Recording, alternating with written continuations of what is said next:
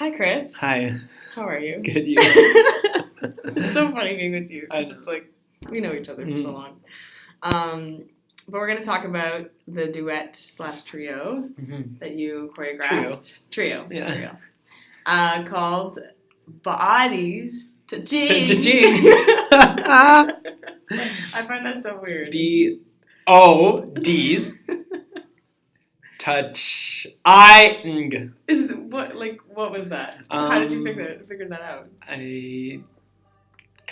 Part of me just wanted a creative title. Mm-hmm. Also, zero or the circle and the line are like the things used in like the male and female sign. Oh, totally.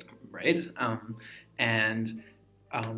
If you know about like computers stuff, everything is programmed with zeros and ones in like the world. I don't really know like about it, but everything's made up of zeros and ones. Yeah. And also OI is the initials of a bone disease that I have, osteogenesis imperfecta. Oh my gosh, yes. And so like the OI is like me. Yeah. Very cool. And the result of the duet within the trio. Oh, okay. So the concept of the duet / trio is mostly from your own experience as a person? Personal experiences. Yeah. So it actually started in our improv class. Okay. I think we were told to do an exercise that comes from a personal place, or I forget what the prompt was, but... With Kate? Yeah, or like following a narrative, and I chose to do a personal experience. Oh, cool. And I did the sequence of 8 that Mike does with his fingers, 1, 2, 3, 4, 5, 6, 7, 8, and I did that, and that comes from a memory that I had of my parents going through their divorce. And so that was like what stemmed that whole duet, is like that count of 8 and then that idea that I hadn't even like thought of in the beginning. Did it come from the music? Did that help you? Yeah, and then the music, I've been wanting to do it since like 3 years ago. No way. I found it when we were in first year. And it's really beautiful. Yeah, and I showed Jake, and he said, you know what, like, he didn't even know, like, I just wanted to use the music, but I had no idea what I wanted to do with it, because it's like super powerful music. It is, yeah. And like I wanted to, you know, like match that. And I showed Jake, and he just told me, like, I don't think this is the time for it. And we were in second year approaching on choreo. Oh, gotcha. And he was like, I don't think this is the time for it. And I was like, okay, like, that's the sign that I need. So I didn't do it, and then wanted to bring it back this year, and I'm glad I did. Yeah, and like with the music, is the text also part of it, or did you add that in? The text is part of it. It's Philip Glass, the composer, and it's part of postmodern opera that he created. Whoa. So it has like 25 tracks on the album. No way. And they're all kind of like that. The same sort of like it. Like when I was listening to it and watching the dancers, like it almost brings a little sense of like anxiety to it because of the counting. Yeah. And then you hear the text, and like, you know, Carlene's dancing and Mike's dancing, and then you see Rumi with this violin, and you kind of feel like you actually settle into it a bit more as like the text comes in. It's super like unnerving, and you almost get tired of it. Like I even watching it like towards the end, like I thought like the counting goes on a bit too long. Oh, okay. You know, and it puts you in like a state of, okay, I get it, what comes next, so that when that musical change happens, it's super like relieving because you're finally like out of there. It's kind of like torture. Like, you know, when it stops, it's like quiet, and it's like it's nice. Yeah.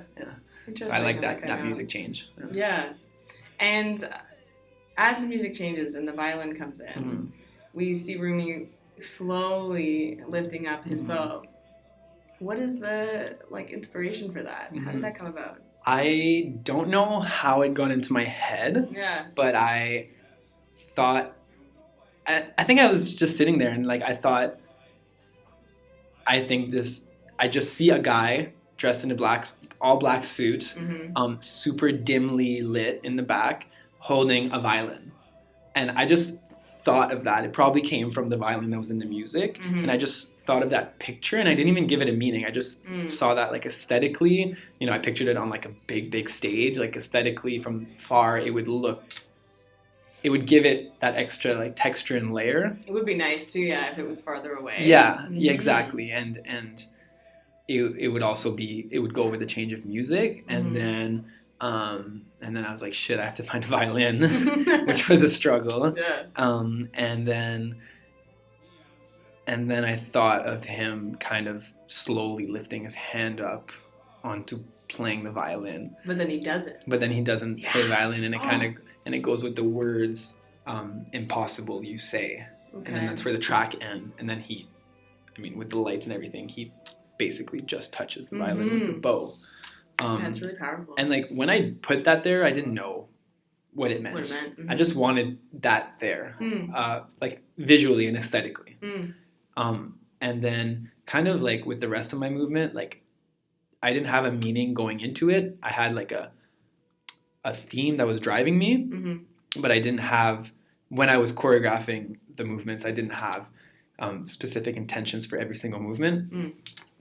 Sorry, everything kind of came afterwards. Okay. Like I did stuff, saw it, and then afterwards realized what it meant, which was super interesting. Yeah, because then you kind of reflect on it rather than worrying about giving it meaning. And I mean, as an audience member, like I could tell that there was something clear happening. It definitely is like there is a concept or some kind of emotional drive to it, but it's not really clear, and so you're still with it. You're still engaged, but you don't have to be like, oh, this is what this is about. Yeah. And I wonder if maybe that's sort of just how a lot of relationships end up happening. Right? Like you don't really know what's going to happen, but you just go in and you're like, oh, okay, this is meaningful. Yeah. Yeah. And sometimes it's not clear. Right. What is missing or what is, too much there. And that's when, if things aren't clear, then they're not at their full potential. Right? Yes. And so, as I was reflecting on the piece, the violin, it doesn't have strings and it's broken. It's chipped. And so even if he wanted to play the violin, he couldn't. So I think that signified a love that isn't possible. Even if you tried, it was just never meant to be. But from the journey, you have to go through the journey of the bow starting at the bottom all the way to the top to realize that you can't play it. Totally. So, interesting. And like Rumi for me, because he's in a dark suit, because, sort of his gaze was very intense. Dark features and facial hair, long hair, black hair. And you said like dim light, like it did feel kind of like there's like that monster in the back. Like I was kind of giving him meaning. Right. But maybe I didn't need to, That's interesting. Yeah, I don't know.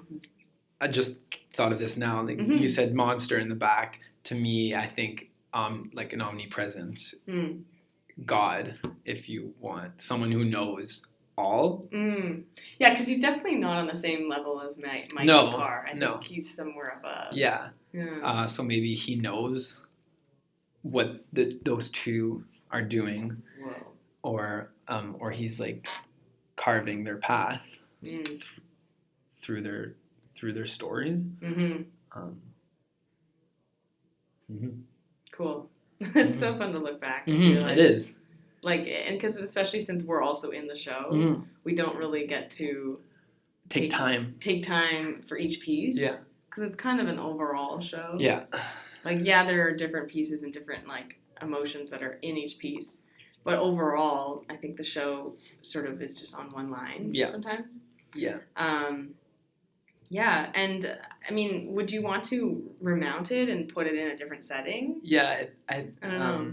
Since I've had time to reflect on it, I've been reflecting on it a lot, and it's definitely something that I think I want to make part of a bigger work. So I think this is just the beginning of that. Would you see it as like a film or something? Actually, I want to make it a film. Yeah? Yeah. Because I feel like that's sort of where you're headed a lot. Yeah, like I want to make it a film versus a dance video. You know what I mean? Yeah, like an actual, not like movement. Yeah. But like a story. Like a film. Yeah, I'm just thinking about that, doing that this summer. Cool. But yeah, film, and I want to expand it. I have like a solo for Rumi in mind, you know, because maybe like prior or post. Okay. You know, how did he get there, and like what's he gonna do once he realizes he can't play the violin? Yeah, and then I have a full like a solo for Mike in mind, and then I think I might try to develop it into a bigger work. Yeah, I can see that. Year. It also kind of feels like more people could be involved. Not so much maybe during it, but like you say, like prior or after. Yeah. Like it kind of feels like a little interlude, this trio. I don't know.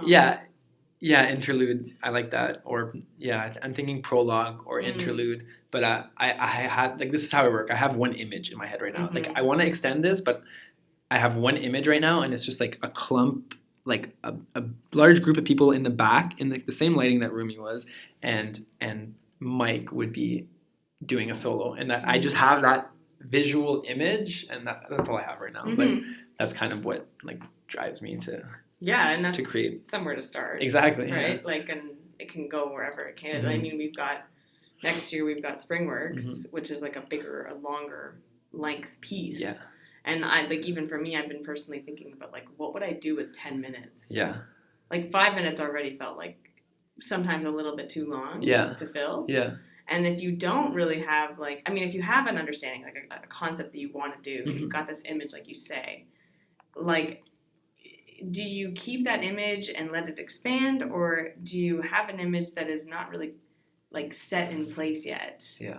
And maybe the process will help you figure out exactly what that is. I don't know how you work. Yeah, I think how was the process with Car and Mike and Rumi? It was super on the spot. Like other than that count of 8 that I had made, I didn't prepare anything, and I didn't go into the studio with specific ideas. I knew that I wanted a solo and a duet part. A partnering section. Was it very influenced by the three of them? Like, did you? So on top of that, I knew what the like overall theme was, and I just went into the studio and I said, I'm just gonna move and just do what I'm doing, but don't do it exactly like I'm doing. Okay. I actually, when I started creating with Carlene, I told her, you're not allowed to ask me questions. Like I'm gonna move and do what I'm doing, but you can't ask me questions because I don't care where your head is, or if I put my arm here, and I don't care about all those things, because I didn't want to impose my version of what I'm doing on her, because that's not like authentic, that word, but that wouldn't be her version of this story, so it wouldn't translate that way. Okay. So I wanted her to make it her own, so that she could feel it her own, and then translate her own to the audience. Yeah, because I feel like if it was me, I would be totally upset, because it's like, you want to ask the choreographer. Yeah. But maybe then. But I don't. Yeah, and I told her I don't care. I don't. For that process, I don't care about the movement specificity of the movement. Right. I wanted the emotion to come out clearly, and the intention of like through the movement. Cool. That's awesome. Yeah. The same thing for Mike, and then the partnering section was a little more specific. Yeah. Because and then that's when they touch, bodies touching, right? Yeah. Like that's a big moment. Right. Interesting. Cool. Let's switch gears. What's your next project? What are you up to? I'm doing more and more videos on YouTube. Awesome. I'm trying. I think I'm posting one tomorrow. This podcast is going up like later. Yeah. So it's in April. Yeah. Yeah. So it'll be out by that time. Cool. Go check it out. I'm gonna start right away working on another one. It's gonna be more like contemporary this time. I think it's gonna be a duet, possibly with another male dancer. Nice. That's what I'm working on right now. That's about it. Yeah. What are you doing this summer? Like intensive wise? Nothing. That's okay. Getting a minimum wage job. Trying to make money. Trying to make money. That's the reality of it. It literally is. Yeah. Not always working in the field, I guess. No. Yeah.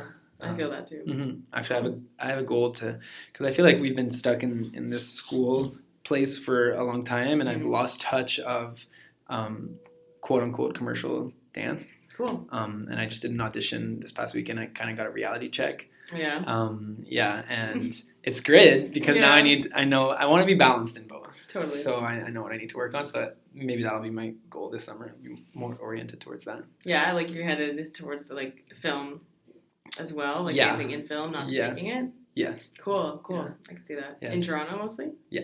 Nice. That's awesome. It's like so funny to hear that, you know, like it just feels like from when we like met each other in high school, like we're sort of now like growing up and like realizing different things about like ourselves and stuff. So that's really like exciting, and I'm really happy for you. Thank you. I feel like that's something that's gonna like really push you, and but like in a great way. Thanks. Yeah. Thanks so much for coming on. That's it. Cool. That's it. That's It's a awesome. quick one. Yeah. Thank you. No problem.